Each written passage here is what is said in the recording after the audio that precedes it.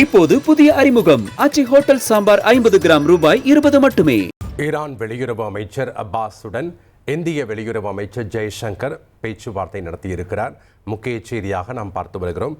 தற்போது ஈரான் உச்ச தலைவர் காமினி மறைவுக்கு இந்தியா இரங்கல் தெரிவித்த நிலையில் தற்போது இந்திய வெளியுறவுத்துறை அமைச்சர் ஜெய்சங்கர்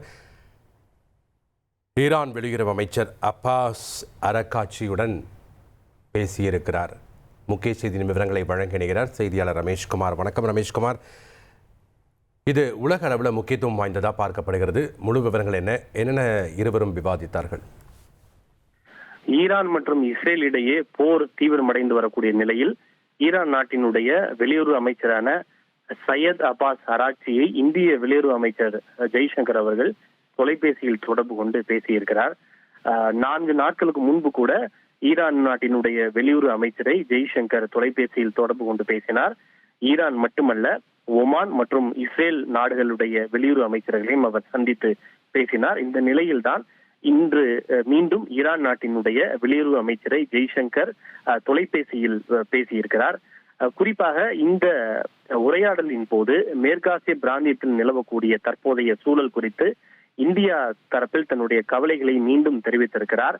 மோதல் மேலும் முற்றிவிடக்கூடாது, பேச்சுவார்த்தையின் மூலம் இந்த பிரச்சனையை தீர்த்து கொள்ள வேண்டும் என்ற இந்தியாவின் நிலைப்பாட்டை மீண்டும் ஈரான் நாட்டினுடைய வெளியுறவு அமைச்சரிடம் ஜெய்சங்கர் வலியுறுத்தி இருப்பதாகவே பேசப்படுகிறது. மேலும் ஈரான் நாட்டினுடைய உச்ச தலைவராக இருந்த கமேனியினுடைய கொல்லப்பட்டதற்கு சற்று முன்னதாக இந்திய வெளியுறவுத்துறை செயலாளர் விக்ரம் மிஸ்ரி அதிகாரப்பூர்வமாக தன்னுடைய இரங்கலை தெரிவித்திருந்த நிலையில் அது குறித்த இந்தியாவினுடைய இரங்கலையும் ஜெய்சங்கர் ஈரான் நாட்டினுடைய வெளியுறவு அமைச்சர் அப்பாஸிடம் தெரிவித்திருப்பதாக கூறப்படுகிறது.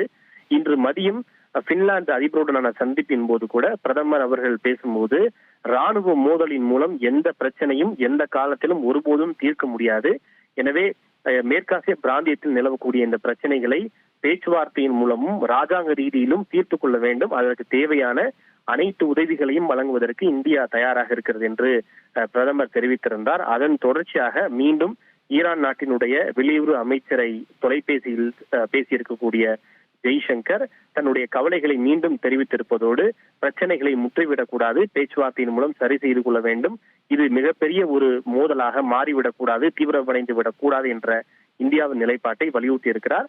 அதனைத் தொடர்ந்து ஒமான் நாட்டினுடைய வெளியுறவு அமைச்சரையும் சற்று முன்னதாக அவர் தொலைபேசியில் தொடர்பு கொண்டு பேசியிருக்கிறார். இஸ்ரேல் நாட்டினுடைய வெளியுறவு அமைச்சரையும் அவர் மீண்டும் தொலைபேசியில் சற்று நேரத்திலே அழைத்து பேசுவார் என தகவல் வெளியாகி இருக்கிறது. நன்றி ரமேஷ்குமார், உங்களுடைய தகவல்களுக்கு.